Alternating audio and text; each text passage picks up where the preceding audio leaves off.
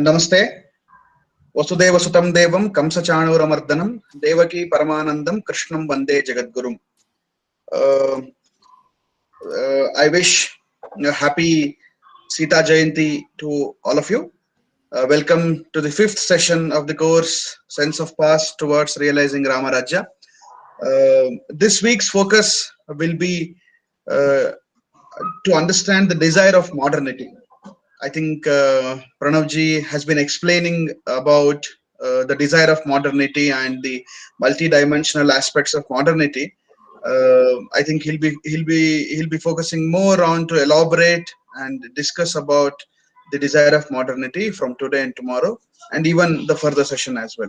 So I'll quickly hand over this to Pranavji. Pranavji, over to you. Let's go ahead. Namaskara. Greetings to all on Sitashtami. Today, I would like to begin by a few references to our previous 2 week sessions. If one notices, say, what has been the manner in which we are looking at these course unfold, the first week was primarily about the nature of sense of past that we can identify from the Constitution of India. And once we look at the question of Constitution of India, we looked at the illustrations and the kind of questions that it poses about the way in which past is envisaged in the Constitution. And when it came to the text of the Constitution, we actually made a few notes, of which some of the things we'll indeed have to say talk of today, because the exercise of the writing of a constitution and thereby the unfolding of the manner in which we look at the way in which polities are constructed today, they themselves are to be treated as ones which are directed by the sense of a desire for modernity. So we of course say ask the question as to what is the sense in which we need to understand modernity, and we can further look at, say, the variety of aspects that this would unfold. And the second point we noticed in the second session was to try and look at from the problem with the periodization that is to be observed in the way in which illustrations have been given in the Constitution of India. We tried to talk of periodization and what are the varieties of ways in which periodization can be envisaged. And in that context, we also spoke of periodization in the Puranas that we find when we refer to these Chaturyuga, Krita, Treta, Dwapara, and Kali. So that is one segment. And while speaking about the nature of the polity and the nature of the say presence of dharma, which both of which are shown to be correlated as per the Manusmriti as well as that of what Bhishmacharya has instructed us, and that we come to know from Mahabharata, that Raja Kalasya Karanam is a point that is indeed a shot in the arm for any kind of a desire that we might have in the present towards realizing Rāma Rājya. So that is a question that we'd indeed say try to look up. And one of the points that the previous session that I tried to convey specifically is that if one were to talk of dharma in the precise sense in which it is understood, one would require to necessarily speak of the notions of paraloka as well as that of adhidaivata dharana, both of which we briefly dealt with, specifically in the context of understanding space, the geography of India as sacred, and at the same time we also looked at the very question of the space as understood in all religions, where there is necessarily something that goes beyond the realm of current the world that we see, that is this world. There is another world.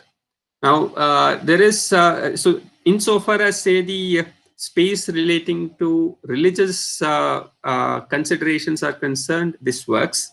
But for us to imagine or talk about a polity, one ought to necessarily speak of what would be those who are irreligious.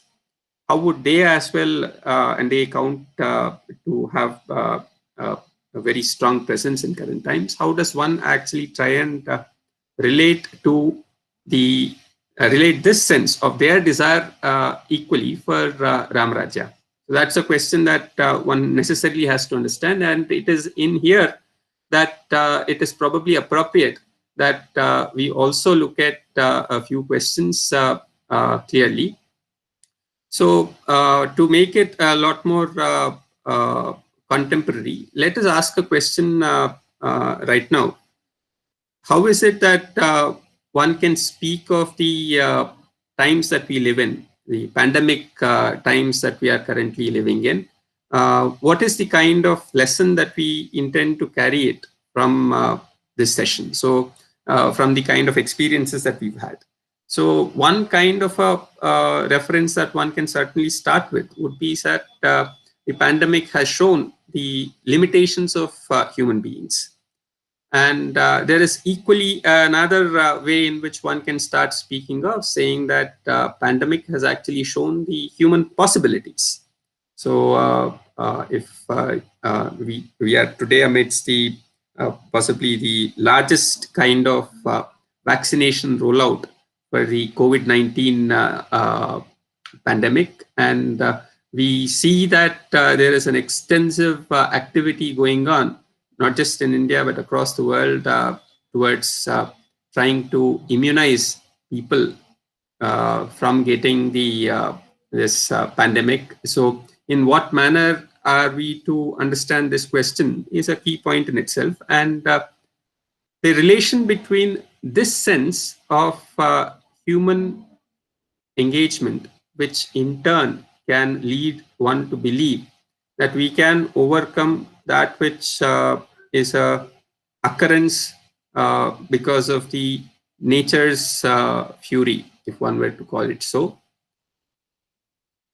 Even then, there is a clear-cut way forward for human beings to start understanding that we have a path forward.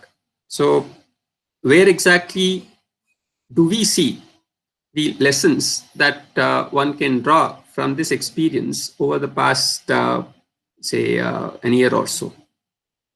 So we could briefly say for a couple of minutes, discuss some thoughts if you have any, because this is fairly a question which each of you may have had at some point thought of. What is the lesson that we carry? Are we going to think that, say, there is something that we are missing with respect to what is human possibilities, or this has actually shown the kind of possibilities that lie in future for us? Would anyone like to say anything on this? If not, I have actually I do intend to bring to your attention, say, one popular author and also someone who is widely well-read in current times. There's a author, thinker, philosopher by name Yuval Noah Harari, who writes in about a year ago, in April 2020, there's an article of his which got published in the Guardian, which I thought I should be bringing to your attention. You could possibly take a look at what is being said here. So I just read out the first paragraph. There's a lot more to the story. I could as well share the link for you to read it later. Now, the modern world has been shaped by the belief that humans can outsmart and defeat death. One of the key things that I actually began to bring to your attention when I spoke of Parloka last time is that people across the religions do accept that death is a point where everybody finds a kind of common agreement that amongst religions, that death is the finality, and it actually provides, say, post-death stories differently according to different religions. So this first statement itself is possibly one of the most important statements to reflect on, that the modern world has been shaped by the belief that humans can outsmart and defeat death. That was a revolutionary new attitude. For most of history, humans meekly submitted to death. Up to the late modern age, most religions and ideologies saw death not only as our inevitable fate, but as the main source of meaning in life. The most important events of human existence happened after you exhaled your last breath. A key point that we did discuss last time, but possibly to do with, say, contemporary aspects itself. Only then did you come to learn the true secrets of life. Only then did you gain eternal salvation or suffer everlasting damnation. Now, this in a world without death and therefore without heaven, hell, or reincarnation, religions such as Christianity, Islam, and Hinduism would have made no sense. For most of history, the best human minds were busy giving meaning to death, not trying to defeat it. Now, this statement is possibly, say, incorrect also, but say it certainly is a point which cannot be missed out on trying to understand the manner in which the notions of modern are being projected by a contemporary leading thinker. So that's something that we can keep in mind for the time being. And it is here that I do want to state a few points about the senses in which, say, the kind of desire is being spoken of. So you see, when one talks of what is it that a human can desire, we do find fascinating number of stories. If one looks at Puranas, so many different instances where a variety of characters have actually focused on what does it mean to become immortal and to actually try and conquer death. So, and what does it mean to actually talk of death has been a key question that that has been a point for reflection, and this is something that gains attention also in terms of the quest that is being pointed out by Yuval Noah Harari, and he is also pointing to a point where, say, in a world where we not just speak about human beings, but also such beings which might be even better than human beings, if one takes into account the nature of the evolution that we are part of. So the Darwinian evolution, to be specific about it. So in that sequence of progress, that is one of the lines of thinkings that we find the manner in which past has been understood to be unfolding. We indeed have a point where somebody can say that sense of modernity starts when a person starts to believe that there is something that goes beyond belief, that one need not restrict oneself only to submission to whatever are the forces in the world. Now, this is a critical question, because when we actually spoke of Raja Kalasya Karanam also, it is a point where there is a role for human effort, and that human effort is something has meaning. Both of these are equally suggested when we actually speak of the role of the ruler in terms of deciding the kind of experience of time that we are going to face. So this is something that indeed poses a question about how far do these two visions actually have an overlap. It's not just the case that the religions that are spoken of and dismissed by Yuval Noah Harari as if they have not actually spoken of what does it mean towards the question of how to go beyond the question of death. So it's something that every religion has had its own kind of formulations, and also tried to give meaning to the question of death. So this is a very critical question that requires reflection. And if as per Harari, if we do take that modernity is that quest of human beings which call for immortality. So that is a certain kind of a thought which is not a very new thought. It's a thought which possibly goes back to earliest of times, if one were to actually look at the time scales, the cosmic time scales that Puranas speak of.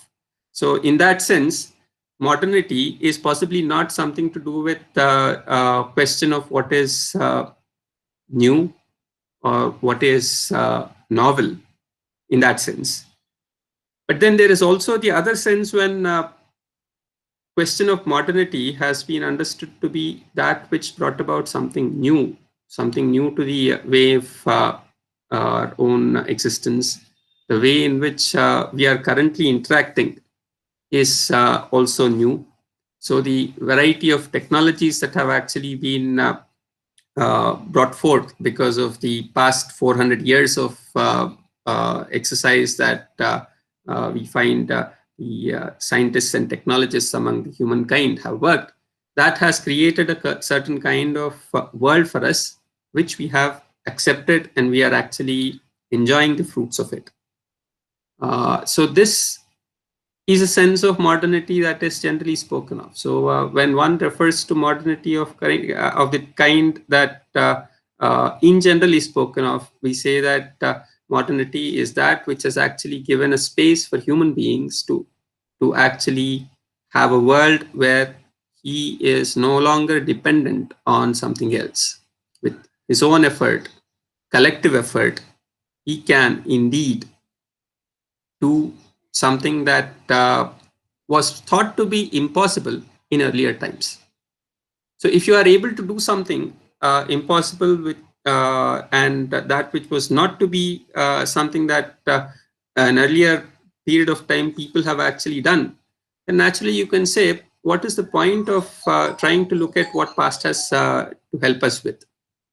We are doing things which are completely afresh. And given that we are doing something which is completely afresh, there's no question of looking at past at all.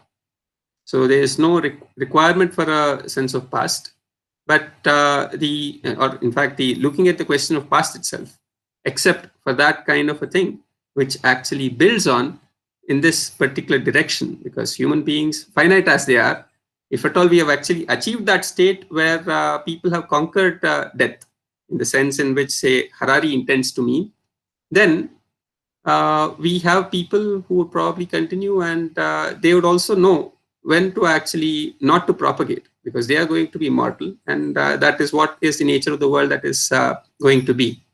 So we do have these, say, questions that are actually put before us. So it is in this light of these questions that let us try and look at the other senses in which modernity has been specifically understood.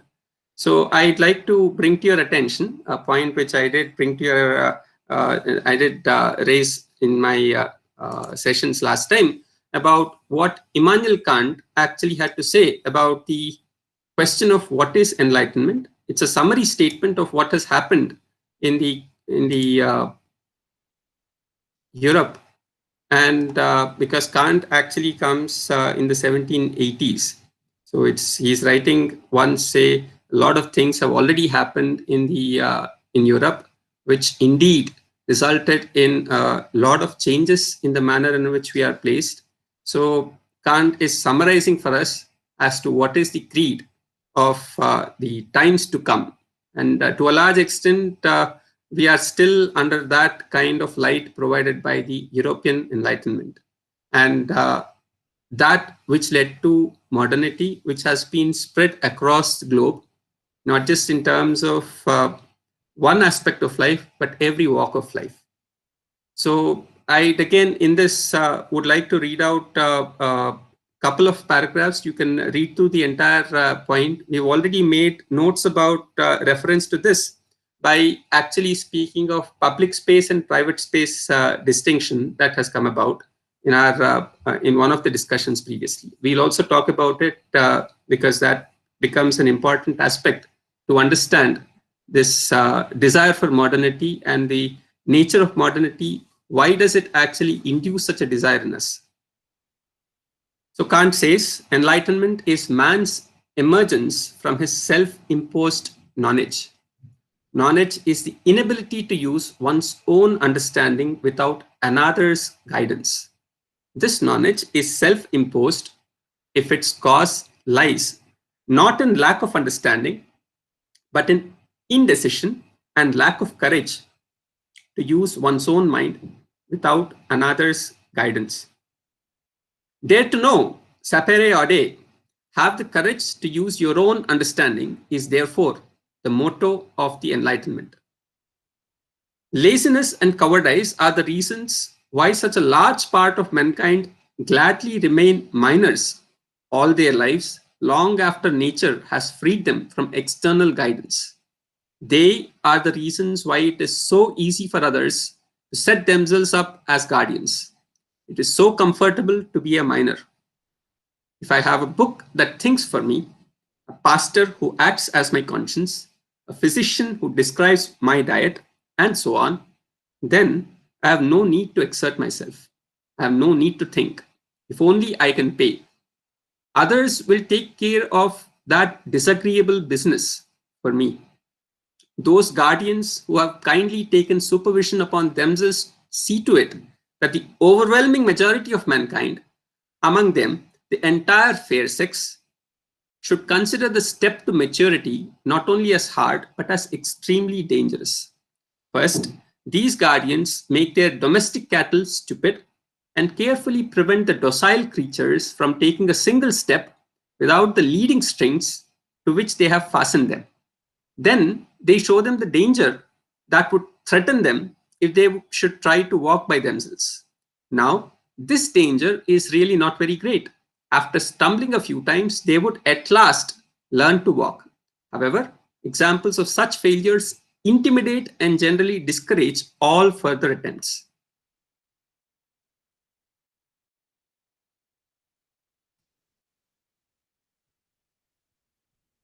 So, Kant's call for dare to think for oneself, have the courage to use one's own understanding is something that we are placed with.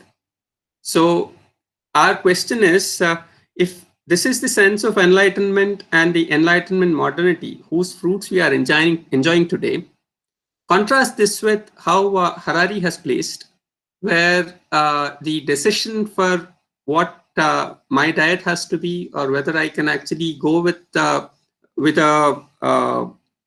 mask in the public or not, these are questions no longer that are decided by me. There is an expert body which shall as well do that task for me and provide me with the fruits of it. So if the enlightenment, even in the Kantian sense, is actually such that the fruits are what can be enjoyed by all, then the Kantian enlightenment is something that we are still not yet arrived at. But that is the ground on which the public space that we currently look at as a kind of space where reason is what matters. And if we indeed take a decision based on our understanding and not based on someone else's guidance, place an argument, and if there is somebody else who indeed has a question that this particular understanding is incorrect, then we also have a reasoning that goes to show that our own effort in terms of standing by our understanding is something that can be defended, not for one's own kind of based on one's own whims or fancies, but based on a point where one can also convince the other. That's the kind of ground on which this question of enlightenment and the point of desire to know, because the desire to know is something that is a very fundamental desire that human beings indeed carry, though the sense of what that knowledge is might vary.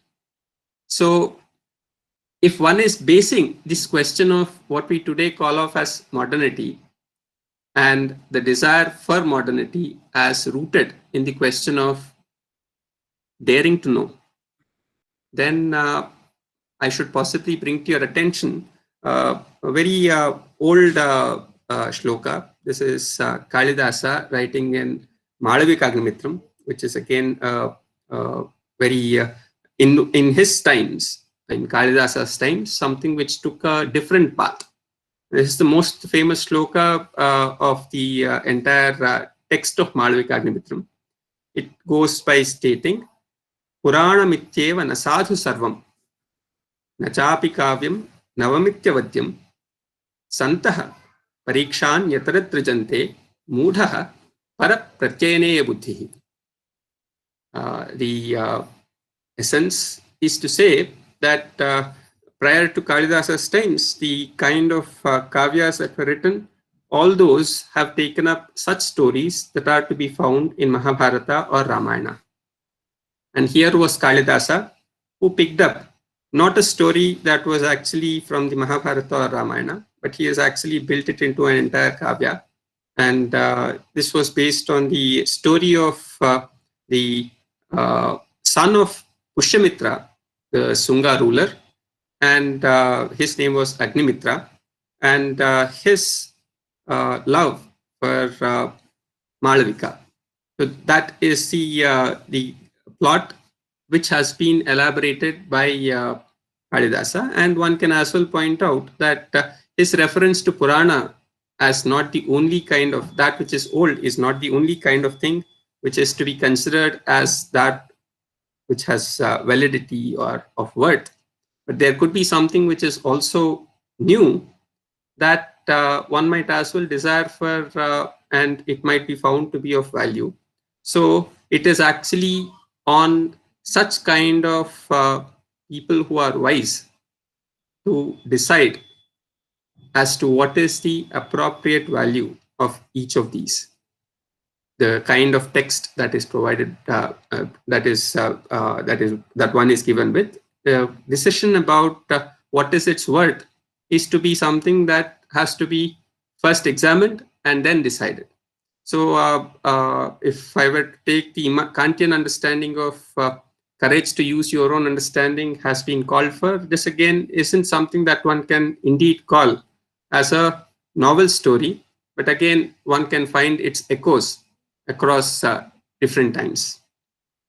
Now, there are senses in which, say, one finds this question of desire for modernity that one would find when people say that we have something anew which actually is going to resolve a question that a person is facing for long times.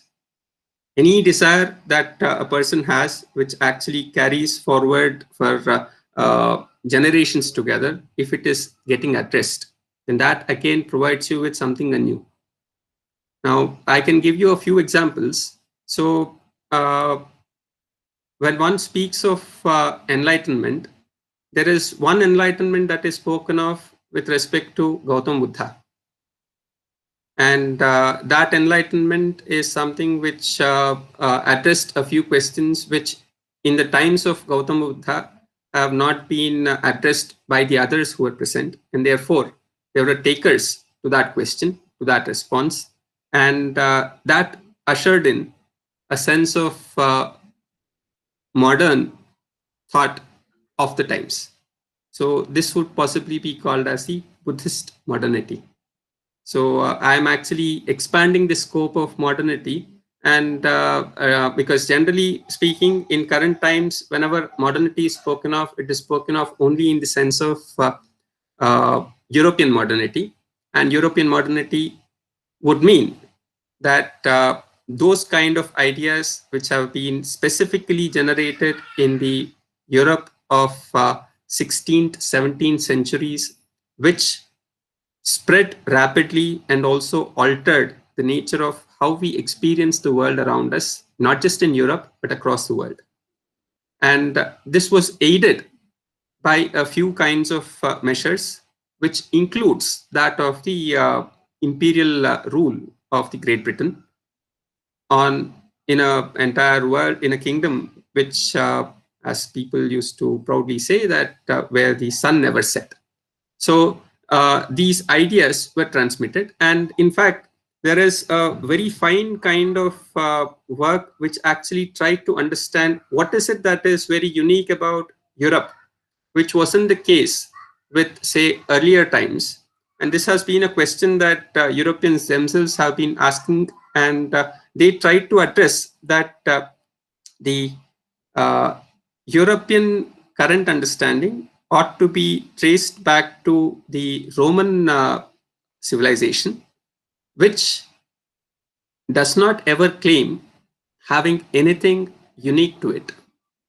Today, when people speak of Roman civilization and look at what is it that the contents of this civilization are, then one actually has to admit that Roman civilization does not claim anything of its own as something that it is speaking of.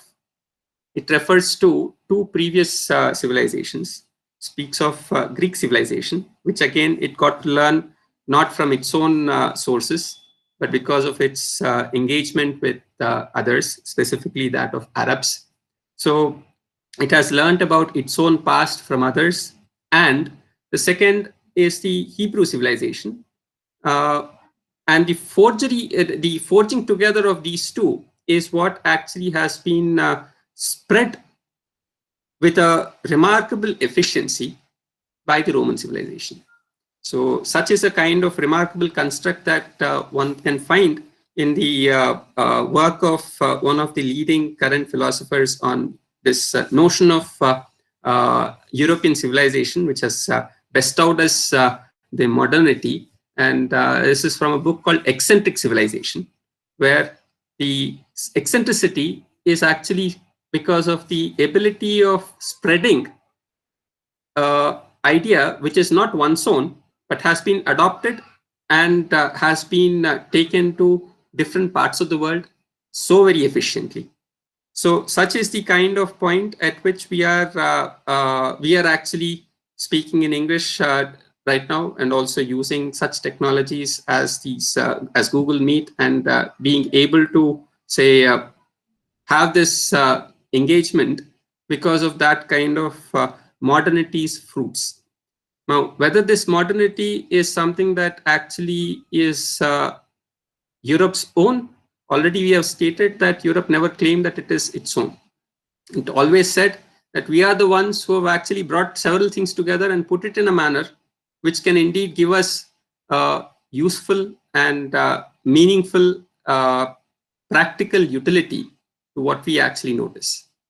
So this was the claim that you find also in the kind of defense of introduction of English education into India by E.B. Macaulay, when in his Minute on Education he would actually dismiss the writings in Sanskrit or in Arabic as things which do not have any kind of an impact.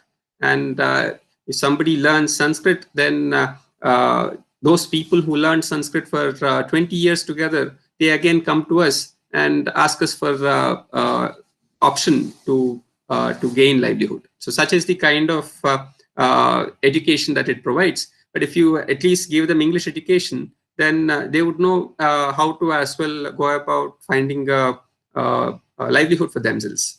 So such was the kind of utilitarian emphasis that Macaulay gave, which again is typical European, say, engagement, which of course one needs to understand to try and see how we as well have come to the state where people who have, people like Indians who have had different kind of exposure to the world, the nature of beliefs regarding the world, how did one actually from India start desiring the modernity as has been bestowed on to us through the Europeans? That's a question that requires due attention. And one can as well say that there are remarkable kind of innovative things which happened, which actually enticed the world over, and people have been brought to learn about it. So one of the key things that the science textbooks would like us to believe is to say that Galileo, through his Galileo and his colleagues, when they actually have spoken of heliocentric theory as opposed to geocentric theory, they have actually brought about a remarkable revelation. And that is the kind of origins around which the past knowledge has now been stated to be something that cannot be continued further. And we have actually come to a state where we need to move forward. We need to break from past. So modernity as a desire for breaking from past is a question that is placed specifically in the context of trying to locate the Christian Europe, which found itself in a peculiar condition where the kind of efforts made by people who are deeply interested in Christian thought, they in turn choose to identify such kind of issues which can actually be propagated not just within, say, Europe, but across the world. So if you are actually talking about a geocentric theory, then you are to be treated as someone who is old-fashioned. You are branded as someone who is not up to date, and henceforth there's something of an inability in you to as well embrace what is new, and that is treated as an inadequacy. Today, of course, when one reflects onto this, if only say there is indeed a question of reflective engagement with the majority of these ideas, one can also clearly say that whether we have, say, the question of sun at the center or earth at the center is a matter of the frame of reference in which we intend to look at the entire world, because it doesn't make any difference to the nature of equations that one draws in terms of calculation of the way in which the celestial motion of bodies happens. So that is a point that is a post facto recognition that one might as well have. But in the moment one is actually presented this, and even to this day we have textbooks which indeed actually try to indicate that the scientific revolution is something that came about on account of these kind of changes, which is a simplistic presentation, and a simplistic presentation which did not want to account for the kind of serious issues which precisely were being engaged by the church, medieval church, and these thinkers. Please note that on both sides, they were indeed on the quest, as I told you in a previous session, that Sir Isaac Newton was actually interested in looking at time and space as related to the way in which God's visual organ and tactile organ are placed. So his point of trying to construct a description for the book of nature is to be in such a manner that it clarifies the book of God, which is the Holy Bible, which has undergone a lot of discrepancies because of such kind of thinkers who have not understood what requires to be understood. Now, this is a trope which is very interesting and important to recognize. There is wisdom which is coming from the ancient times, and that wisdom from ancient times has, because of the kind of slackness of people, as well as a certain kind of inability for people in between to understand what it conveys, it actually results in a state of affairs where people stop, say, reflecting on what is actually conveyed, and that results in a state of affairs where the essence of what needs to be conveyed has been lost. Because it is now lost, how do you as well try and recover it? So that kind of a recovery is then the latest recovery which one has is something that actually presents one with the embrace of whatever is the most modern submission in this sequence of thought. So an example of that is with what Prophet Muhammad tells us. The previous prophets who have actually, say, been provided with certain revelations.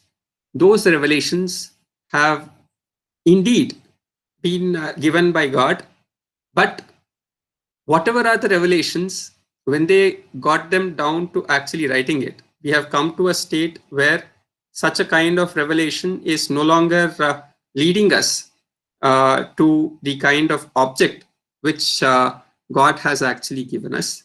And the latest in that sequence and the last prophet as declared by God is Prophet Muhammad.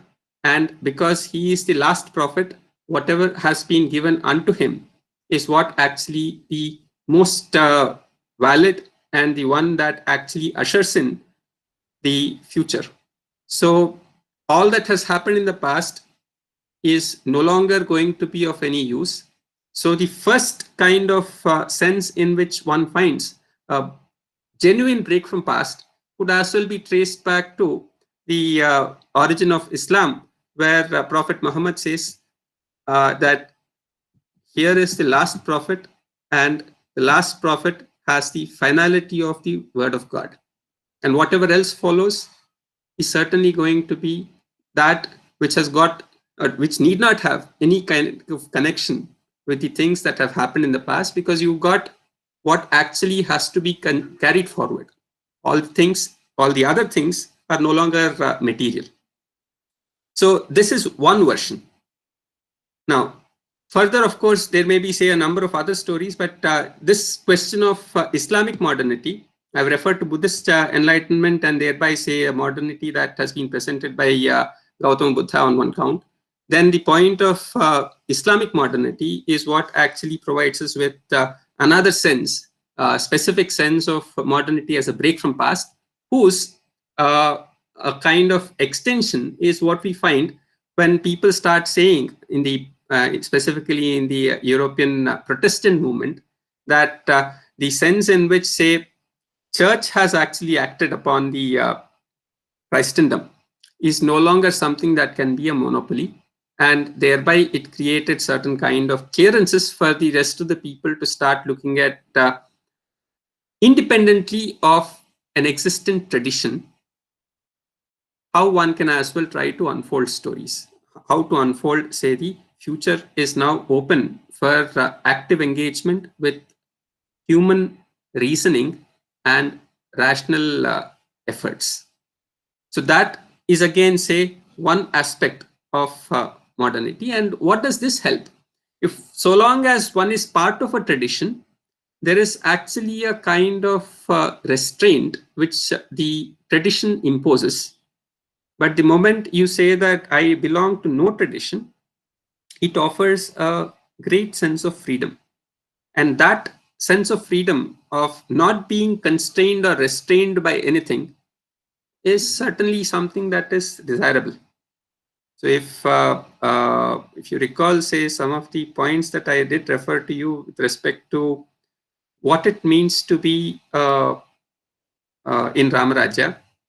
So Rama Rājya had one quality of having people with Svairacharinaha.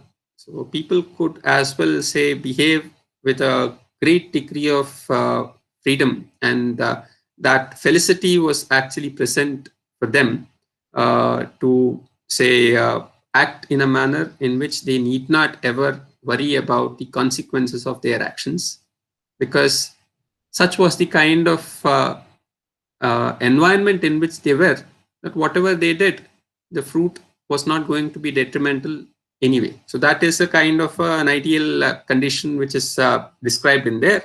So when somebody is actually offered this question that you need not be constrained by anything, and you are not being constrained, and here, of course, say, the constraints that did come in, as Harari rightly points out, is that death seems to be something which is not yet overcome by the desire for a freedom which is something which is not allowing me to overcome it in spite of whatever efforts I have made in that process. So suppose you are part of a tradition of thinking which says that these are the do's and these are the don'ts. Then there are always considerations or possibilities where certain don'ts come into play, which might as well create a restraint on you, and you may not as well be in a position to take the question forward. So one of the key parts of a desire for modernity shall be this desire for freedom, and that desire for freedom which is unrestrained. And how is this unrestrained freedom going to unfold is a question that has resulted in several points, and also a point where people start thinking about a start of a new tradition. So it need not be the case that, say, a tradition is something that now that one is no longer following a tradition doesn't mean that the new tradition need not be created. So it creates a fresh tradition, and that fresh tradition is slowly, because it has to as well have a certain kind of objective purpose in which it is directing all its efforts. Within that scope, one might as well find a few new do's and new don'ts that as well come about.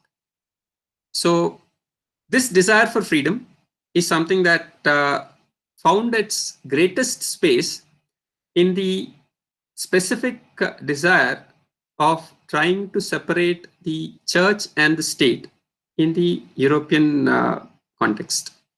That is something which is of importance, and here I suppose it is important to try and look at the first term that is of significant consequence in the preamble of the Constitution of India, and thereby preamble of so many constitutions of current times, which is that of the creation of a sovereign state. Say, the point of a sovereignty is something that turns out to be of very important condition that one must be very much aware of. So I want you to keep this mind about sovereignty for a while. I'd certainly show you something on sovereignty in a while. But before that, if we accept that it is this desire for, say, freedom is what constitutes desire for modernity, or the kind of embrace of modernity, that is a point, if one were to as well look at, say, one of the earliest stories of what one can place, then such a kind of a story is something that one can identify in the story of Vena that one finds in our Puranas, as well as the account that Bhishmacharya gives about how, say, the creation of the very word Raja came about. This was a question posed by Yudhishthira.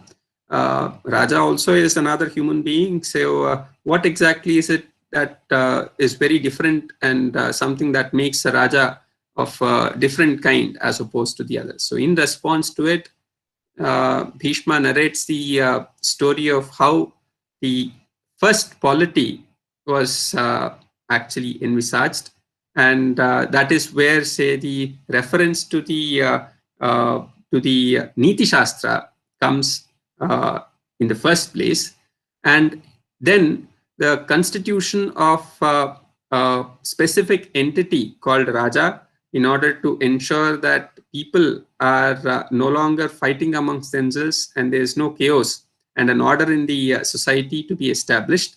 So it is this Niti Shastra which has to be enforced, and the enforcement was something which was placed in the locus that is held by Raja. Now this Raja was Manu, and one of the descendants of Manu was a person by name Vena. And Vena was not somebody who accepted this tradition, which actually came with it a lot of constraints and the kind of do's and don'ts which are involved. And he was one person who decided to do away with all of them.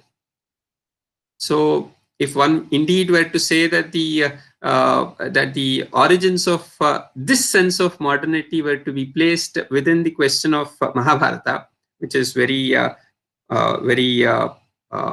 significantly, which significantly states that that which is found in Mahabharata is to be found elsewhere, and that which is not to be found in Mahabharata is not to be found elsewhere. Yadi hasti tadanyatra yanne hasti na tatkvachit.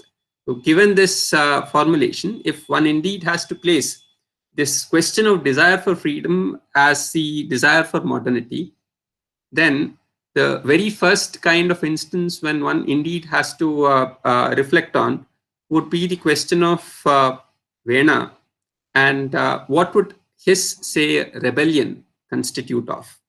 So there are, say, of course, very many accounts of this, which I'd certainly try and give as readings if you would like to look at. And it is Vena's son, Prithu, whose name we did get to listen to when we did the Bharata Sankirtana, the sacred space of Bharata as narrated by Sanjaya to Dhritarashtra, names a list of kings, of amongst who Prithu was one of the important kings. And Prithu is important because it is in his name that this earth got the name Prithvi.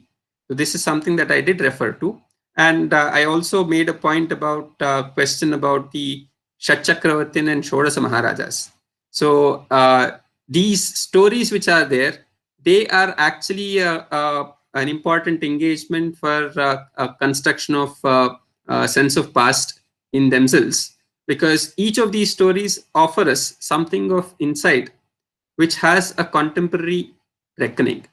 And Vena's story becomes specifically important if one were to consider this question of freedom on one side and modernity as a desire to acquire such freedom, which can actually mean that I need not carry any kind of a burden of the past. And if it is indeed the case that even if I am part of performing several actions, if I do not have to bear the consequences of my actions, what best can be the kind of state of affairs that I can be in? So whether it is the case in reality or not is a separate story. But such a kind of belief is sufficient for people to as well desire for something. And that is a desire which possibly would be, in the words of wise men, the path for destructive modernity. To an extent, say, the European modernity does indeed have certain big flaw in it. And the light that, say, European modernity provides us with seems to be something that necessarily has to create darkness about one's own past in our own, say, lives, which is one reason why, say, we are to indeed, say, strive towards acquiring such sense of past which can make us actively think about how would it be to start talking about Rama Rājya in current times. So this kind of darkness which has come about is something that is peculiar to the kind of European enlightenment. And because it is not light for Europe, that is to say that light for Europe is not necessarily light for the rest of the places. So possibly the first proponent of this particular point in Indian national movement who has identified this and made a very strong case for it happens to be Sir Muhammad Iqbal.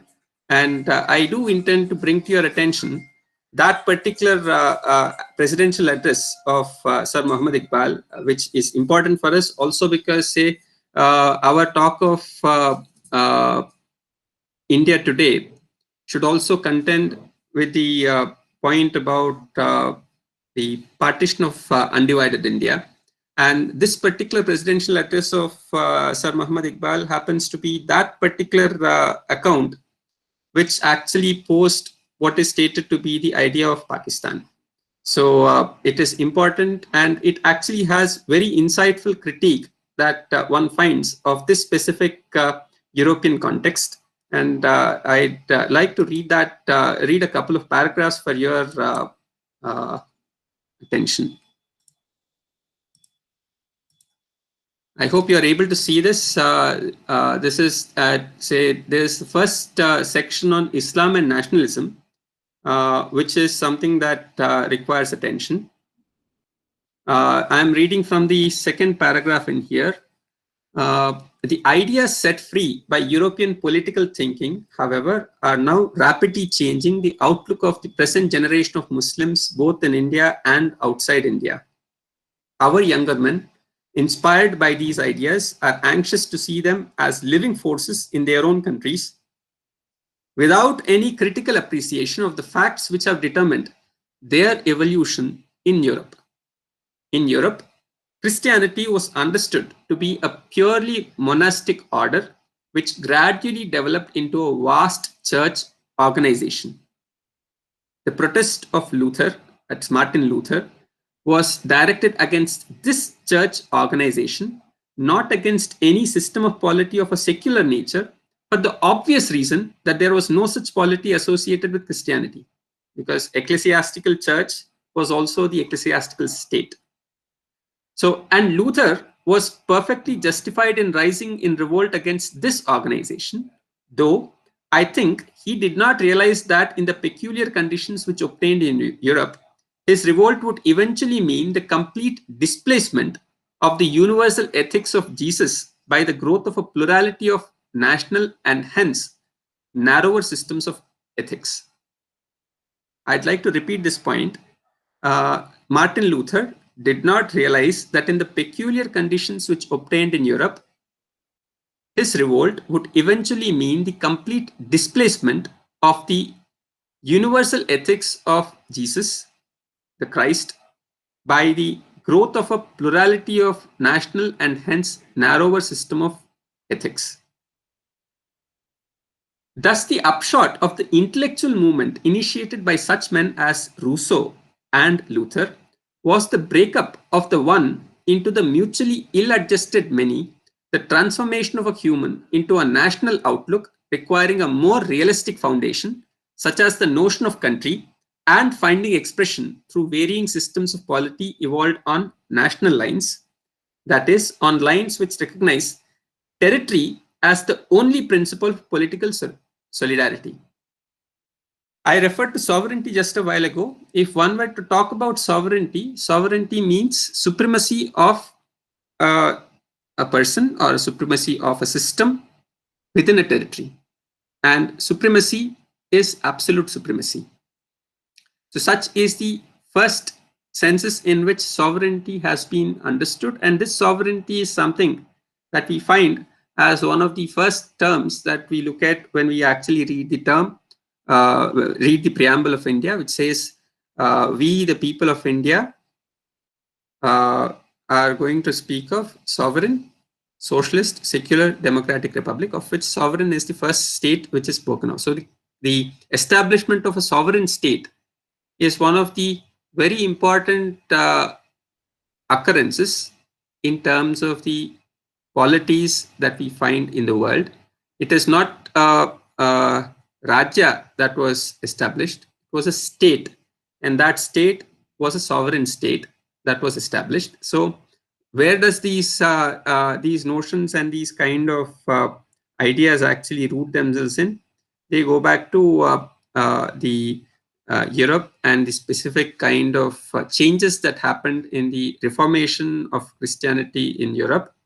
And therein, there is a point that requires to be looked at, where there was a universal system of ethics in the Catholic Church, which, if one looks at the kind of Christianity or Christianities in Europe, you find Great Britain have an Anglican church. You have a church for the we have German church, and which is different from Russian church and so on. So though the principle is something that claims to be Christian, you have, say, these splinters, each of which have developed based on the national lines. So if you begin with the conception of a religion as complete otherworldliness, then what has happened to Christianity in Europe is perfectly natural. The universal ethics of Jesus is displaced by national systems of ethics and polity. The conclusion to which Europe is consequently driven is that religion is a private affair of the individual and has nothing to do with what is called man's temporal life. I'd like to repeat this. The conclusion to which Europe is consequently driven is that religion is a private affair of the individual and has nothing to do with what is called man's temporal life. Temporal life necessarily has, say, that which is at home and that which is outside.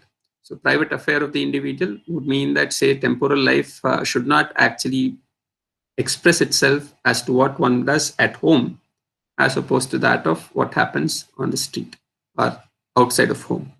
Home is a place where one can do puja, one can do anything of one's desire. But once you are in the public space, there is a requirement of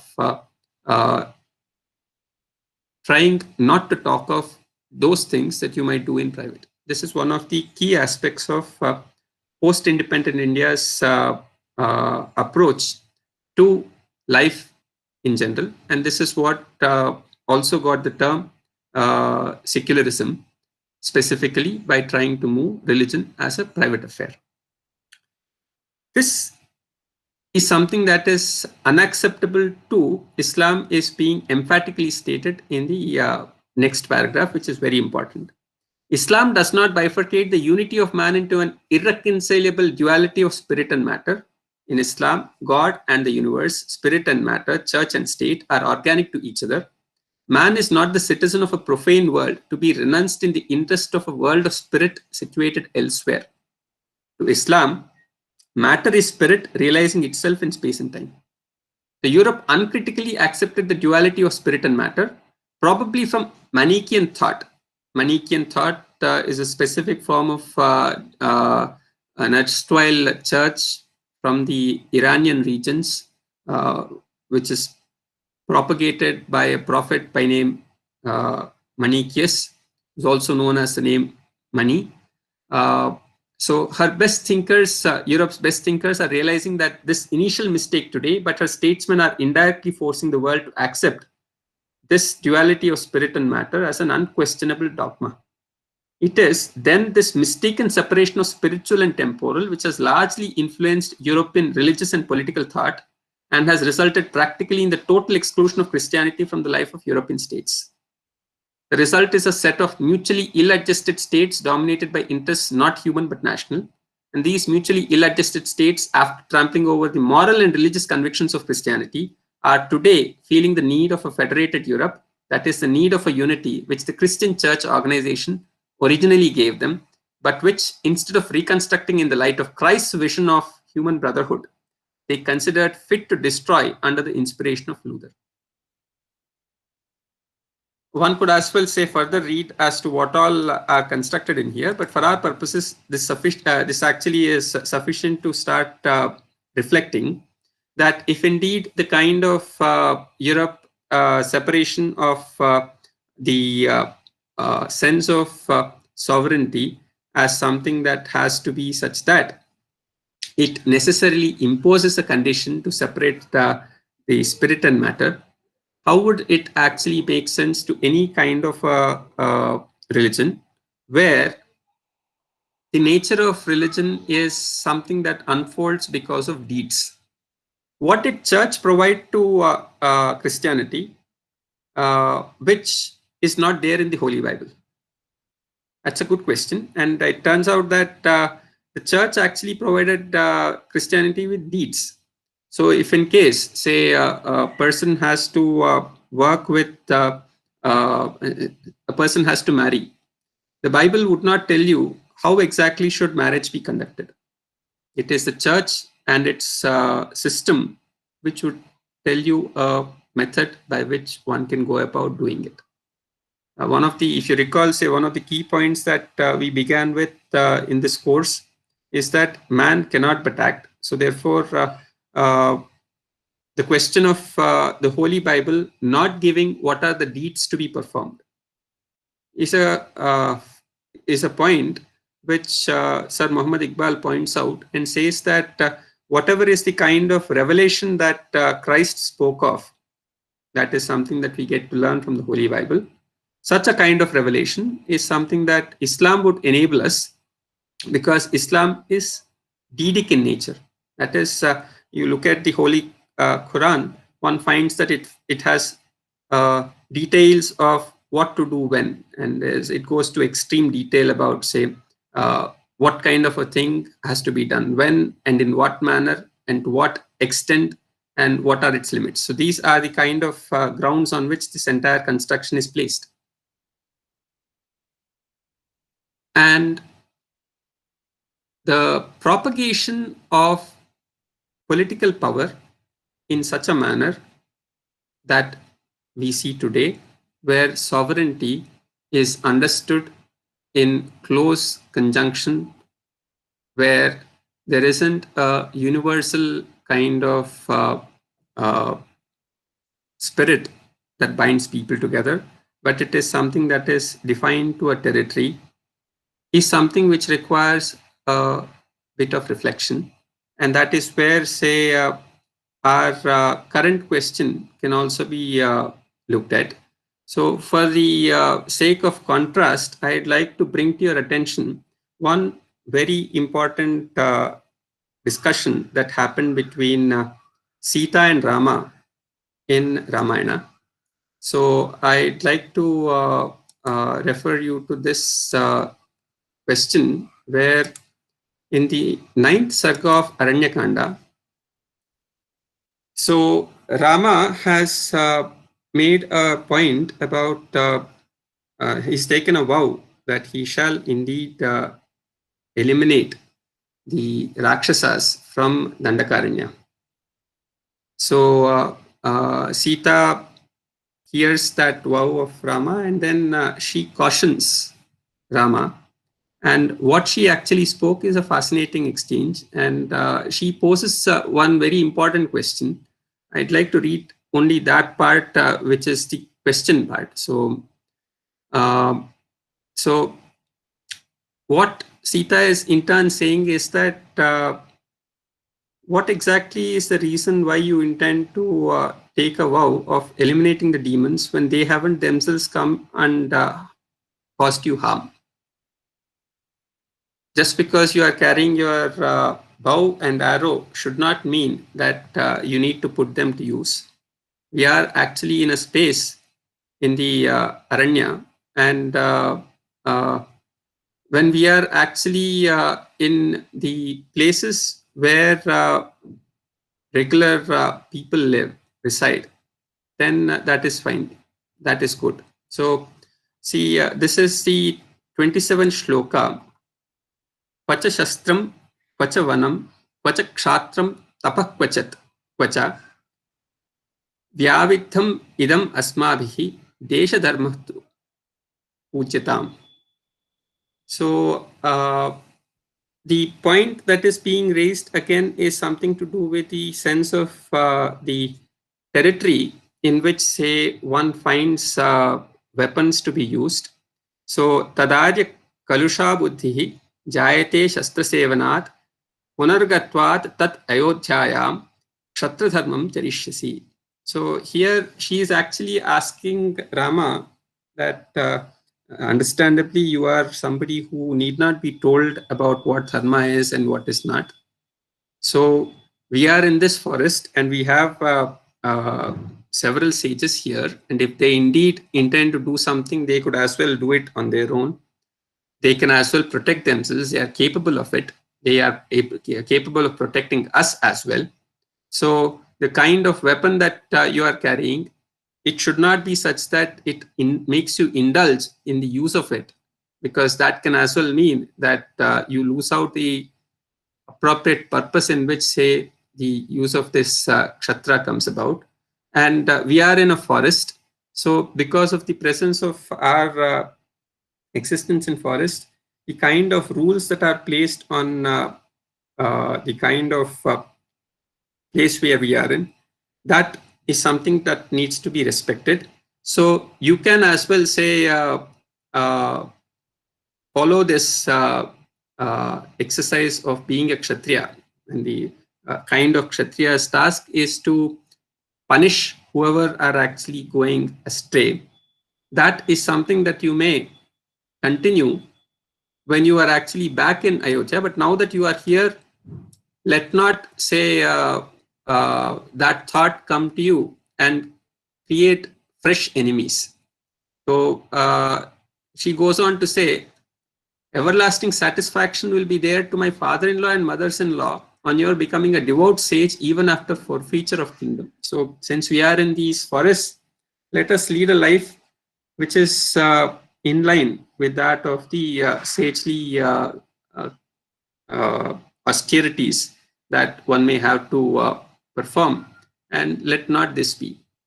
There's a response that Rama gives, but more importantly, this question of Sita about restraining the kind of principles of Kshatriya to the kind of laws of the land, the kind of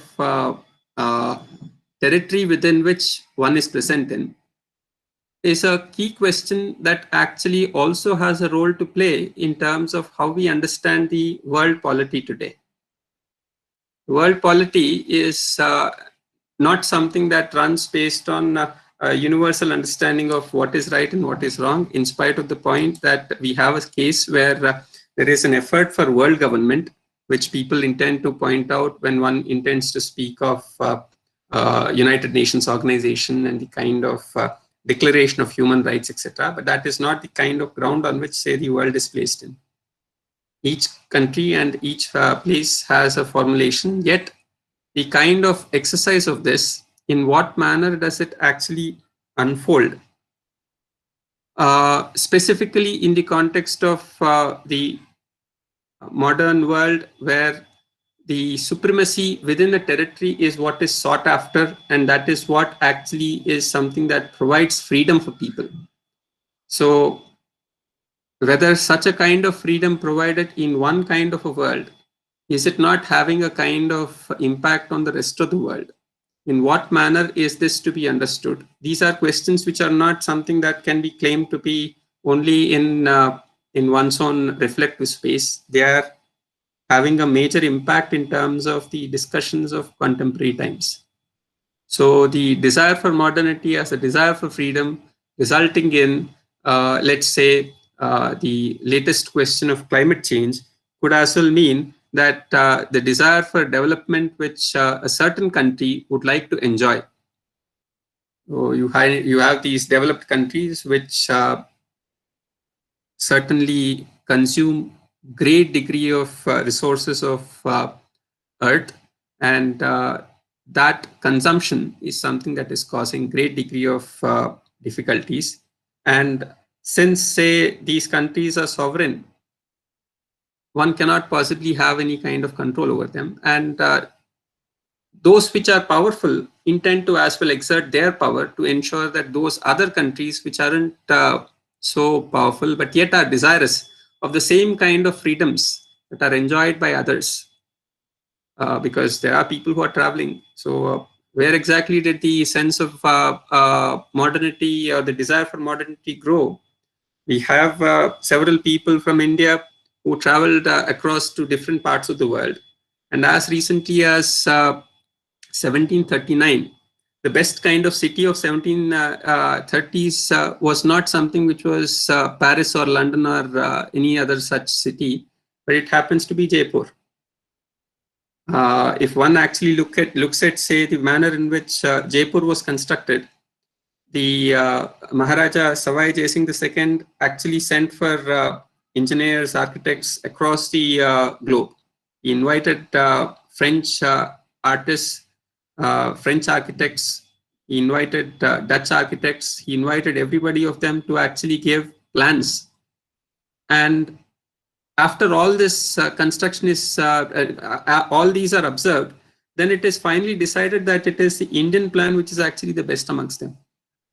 And that was the construction of the Shastrik city called Jaipur, that is possibly one of the very key kind of acts of modern times, which actually tried to portray itself in terms of what we today know of as, what we can today call of as the Indian approach to looking at the modern world. So it is post this that we find the arrival of Raja Ram Mohan Roy, who happens to travel across the world, sees the kind of changes that happen in the world, and says that India also must change. And the kind of changes that ought to happen must be such that the world has a state of affairs where West is good in the material advancements, and it is the material richness of the West and the spiritual richness of the East. These must be brought together and married, and that is the kind of future modern world that not just for India but also for the world, that is the way forward. Such was the kind of formulation of Raja Ram Mohan Roy, who is possibly somebody who ushers in the modernity in India.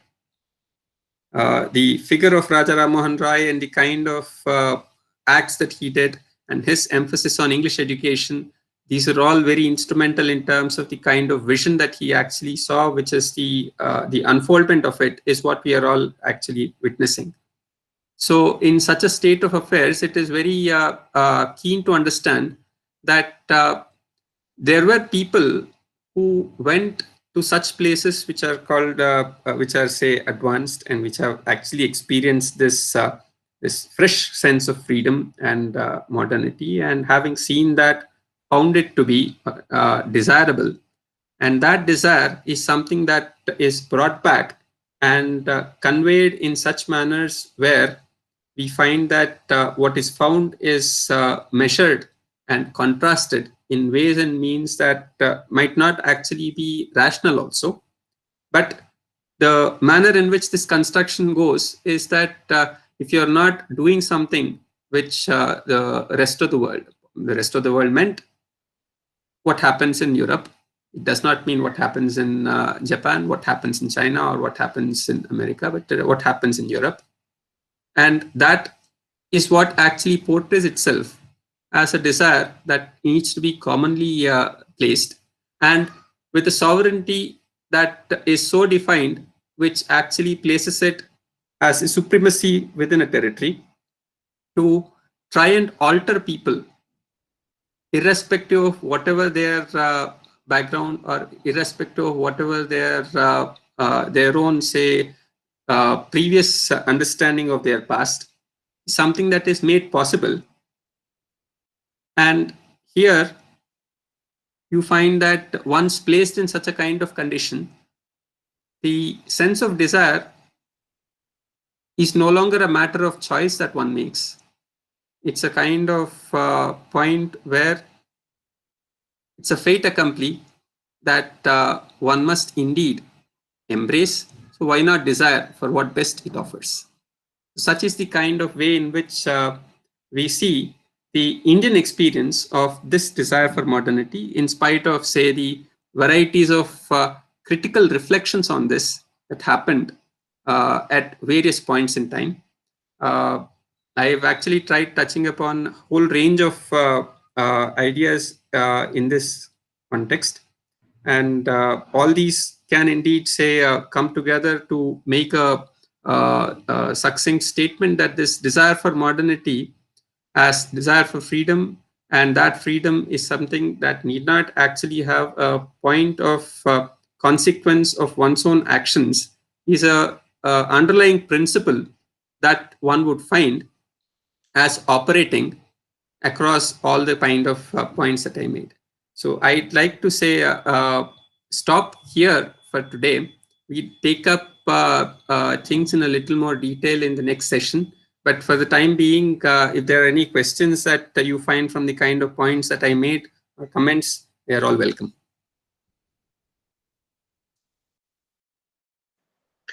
Dhanyawad Pranavji. That was really a detailed discourse on the desire of modernity. Questions are welcome. Participants can either ask or type the questions.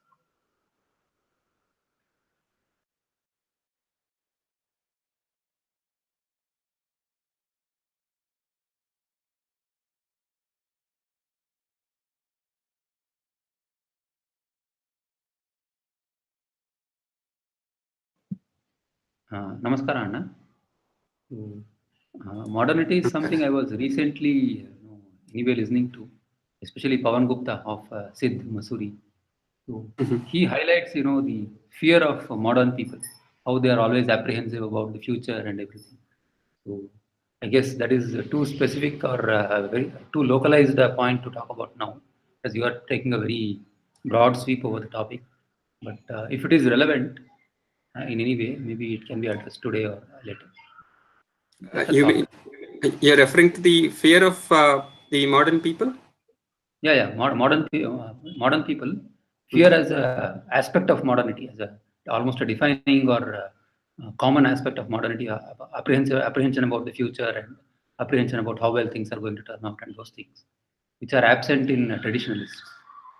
As in, one key point to be noticed is that if you say that I intend to reject being part of a tradition, with that comes certain obligations also. See, Kant is actually speaking of taking ownership of whatever you actually do. And now comes the point where on one side, I have actually mentioned it clearly that if at all there is a state of affairs where one can do things without the fear of the consequences of what one's own actions are or others' actions are, such a kind of state is something that is very much desirable for someone who desires specifically a modernity of this kind, which seeks, say, a point which is seeking immortality. And we do find, say, references to such kind of behavior when one looks at, say, the behavior of, as described in Puranas of Hiranyakashipa.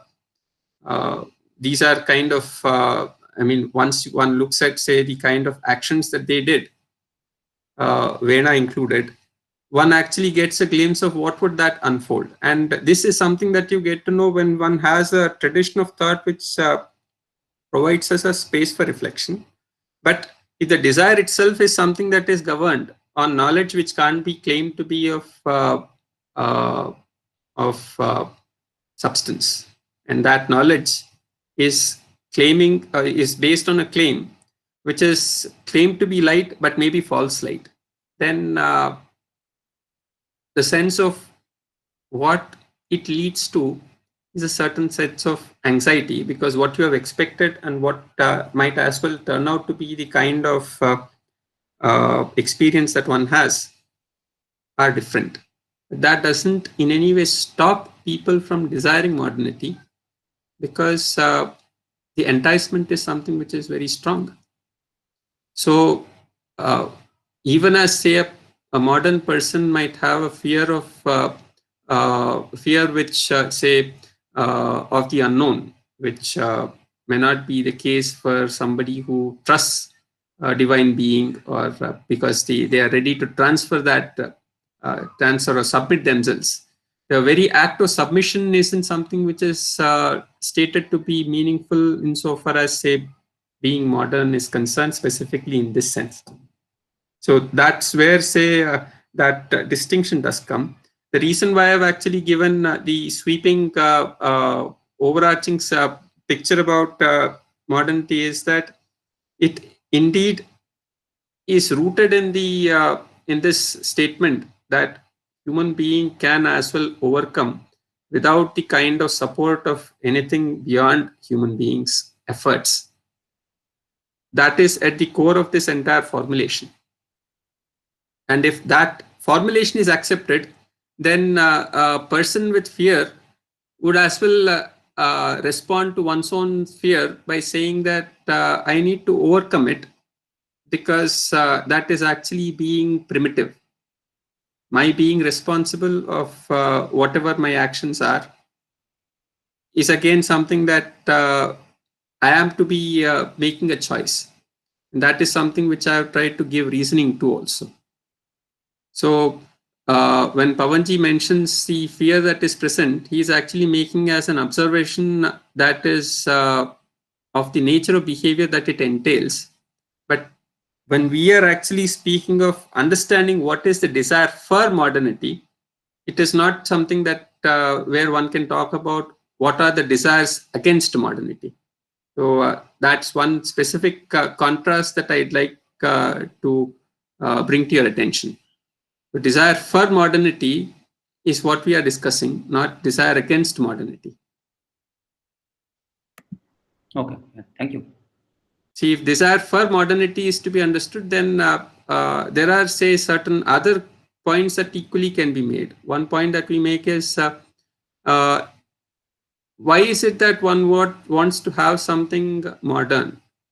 What's the problem if one continues with whatever is being obtained from earlier times? So this is a question that one can as well ask, saying, why didn't Rama Rājya continue forever? Why was the case that after some time Rama Rājya had to indeed stop? Is the question clear? Yeah, I get it. Yeah. So the point is, if indeed it was the case that Rama Rājya is the best, why should it ever stop is a question that has to be equally addressed. So we've already seen that Rama Rājya was such a kind of a state where Rama actually offered moksha to all those who were part of his kingdom. And was he somebody who was a kingdom of only his Rajya? He is stated to have performed 10 Ashwamedha Yajnas. So with 10 Ashwamedha Yajnas, he would have actually had the rule of his reign is something that goes beyond, say, what we today know of as the Ayodhya. It might as well be that all the rest of the kings across the world might have as well agreed to pay tribute to him in the manner in which Raghu Maharaja is stated to have actually got every king to as well accept his sovereign authority. Now, in such a state, those people who are in that Rajya are certainly, say, blessed. But what about those who are actually not as part of those kind of kingdoms? Because there may be several other unborn entities which haven't yet attained that state of liberation. So one cannot possibly have Kritayuga continue forever for the same reason as the non-continuation of Rama Rājya forever. So how would this transition happen? After some time, even if you know the best of the best algorithm, that actually means that you do this, you do this, you do this every day, and you would actually attain something that is desirable, that each one of us might desire. There is a sense beyond which a fatigue sets in. Even if you know that doing this is sufficient for attaining whatever I desire, the moment a structure is placed and a deed which is repeatedly performed is actually placed, then we are actually in a state of affairs where necessarily fatigue sets in, and after some time a question comes in. It's a kind of routine where I don't see a way to move out of it. That sets a sense of boredom included, and that boredom is something that is broken by actually something which is brought anew. So how does modern world try and address this boredom? I guess, say, computer science people have tried to provide great responses by creating a variety of games for people to, say, engage themselves in. So one need not actually pose questions of this kind, nor can one indeed, say, try and overcome the question that is at the core of this point about how does one's mind actually get over this sense of boredom for doing such things which are stated to be the do's which are to be done. And that is also a question that we do find of relevance in terms of the nature of desiring of that which is anew, the thing that is actually brought to the brought for one's attention. Yeah. Thank you, Anand. Probably the only overall point would be that, what Pawan Gupta ji was addressing was the modernity of followers, not leaders. Right? So, whereas what you are outlining right now is the modernity of people who are convinced that about what they are doing and actually act on it. People who push modernity, not people who accept modernity. See, there's a dichotomy there, because people who are leading also need not necessarily be the ones who have complete understanding about what they are doing. It's a kind of conviction that they have actually come to. And this is where the question of whether that kind of light which is provided, whether it is indeed, say, true light or false light, comes to this question. So that if it were actually a false light, then there will be a lot of suffering, yet people would not know that it is because the light itself is false. And that's a kind of a point that people with great past and memories of the past are faced with, how to as well reconcile with this kind of question when one is posed with. We do find that, say, several thinkers have tried to wrestle with this. There are many people who have started with the notion that there's something wrong with the tradition. Therefore, say, we have come to this state. But there will be others also who say that there's possibly nothing wrong with the tradition, but the manner in which, say, the tradition is followed, that itself has actually had a limitation because of one's individual weaknesses and individuals' inabilities. So to expect that the tradition actually takes into account the inabilities of a person, rather than, say, the kind of scope that a tradition offers to improve one's state from where they are to a better state of affairs, that contrast calls for great effort. And that effort, if it is not desirable, then we accept what is actually present, and that becomes the fait accompli.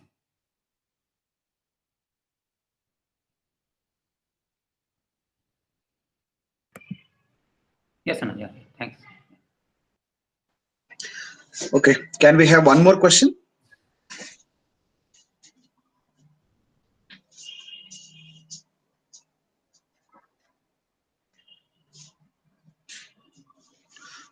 If not, we'll conclude the session.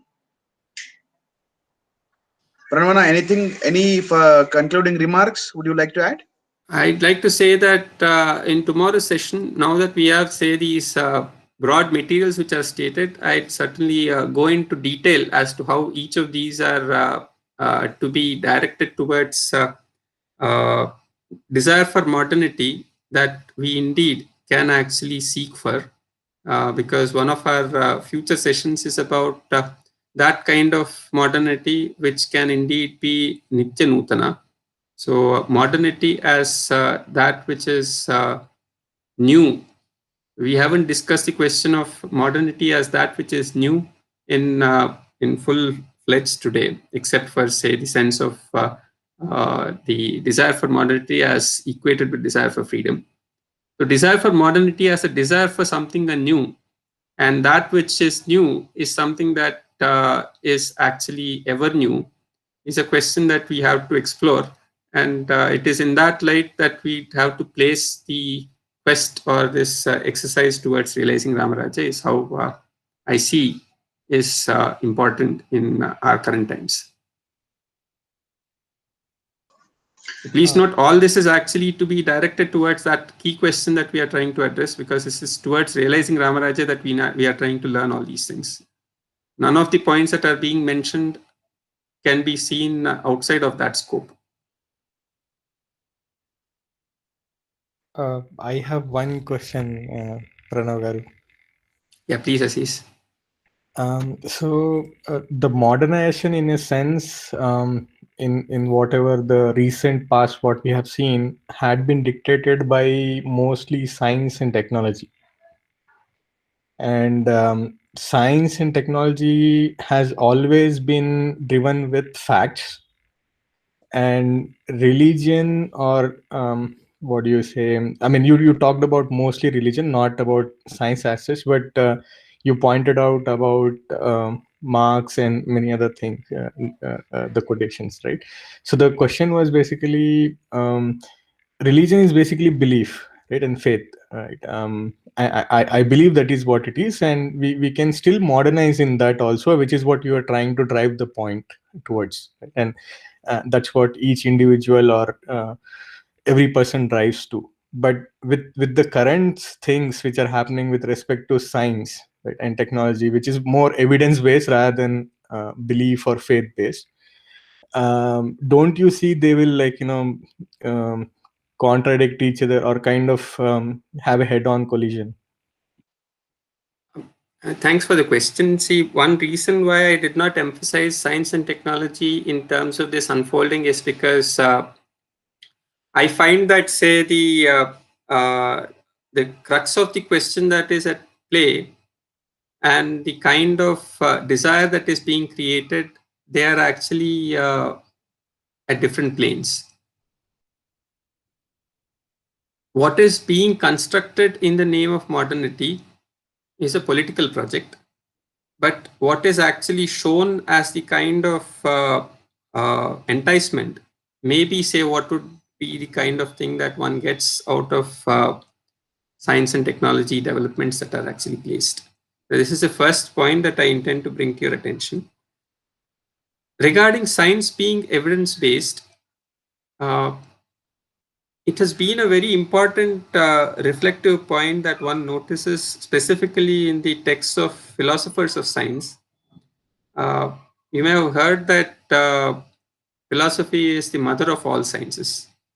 So for science to actually be treated as legitimate, it actually seeks certain kind of legitimation from the philosophical underpinnings on which it is placed.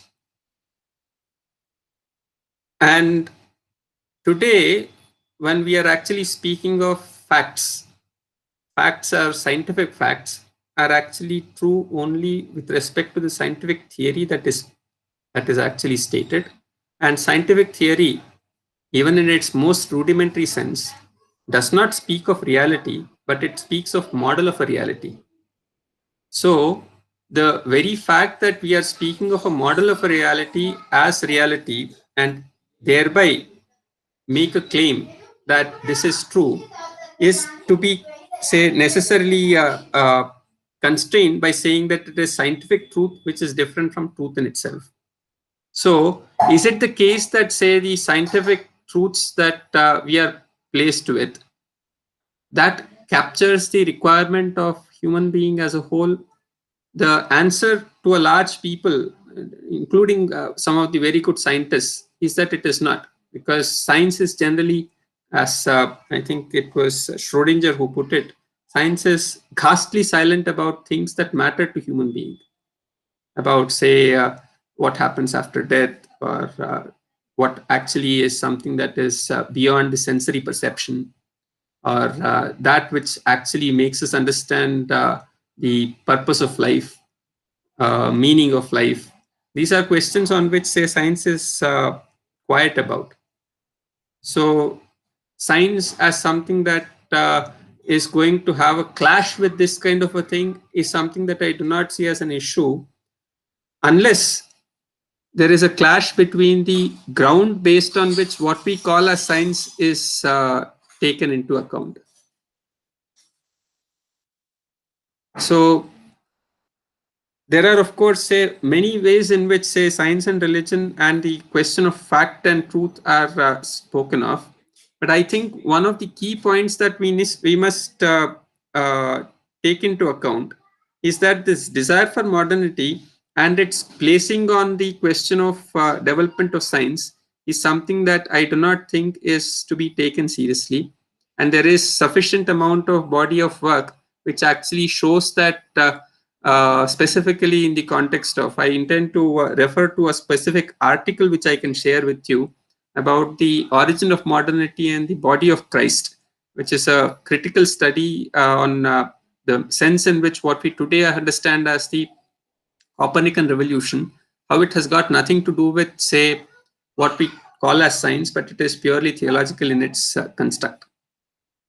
If one were to go a little further, in my previous session on time, space, and questions on the memory and identity.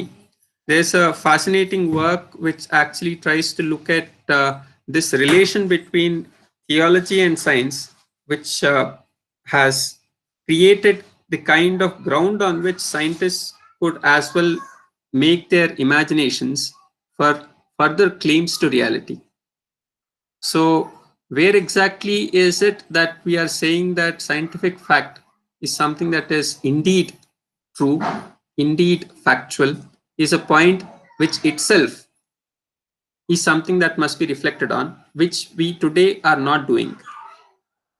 Because, well, as Yatindra pointed out a while ago, that modernity as followed by the followers is what is actually presented. We are not talking about the enlightenment in the sense of Immanuel Kant, where everybody is taking ownership of whatever one is doing. That is not the sense in which it is placed. So we are constrained by this very fact. And if indeed say that question of modernity and the enlightenment that Kant spoke of is actually brought together, we must indeed say that we aren't yet enlightened and we aren't yet modern. And this is something that we do find a thinker like Bruno Latour says, we have never been modern. So the desire for modernity and the placement of where we find ourselves to be in, they are at loggerheads. But the political messaging that this is modern, this is medieval, is something that continues. This contrast, once we make, I'm sure, say that is where we'll start seeing some light, which otherwise is currently is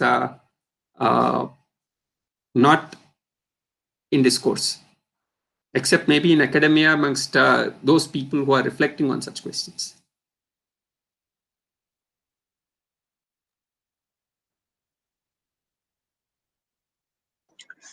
Okay. Thank you, Pranavji, for such a informative session. Namaste, and thank you all for joining. Let us meet tomorrow for the same time. I'll share the calendar invite as well. Sarve bhavantu sukhinah, sarve santu niramaya, sarve bhadrani paschyantu ma kaschid dukkha bhag bhavet. Ram Ram.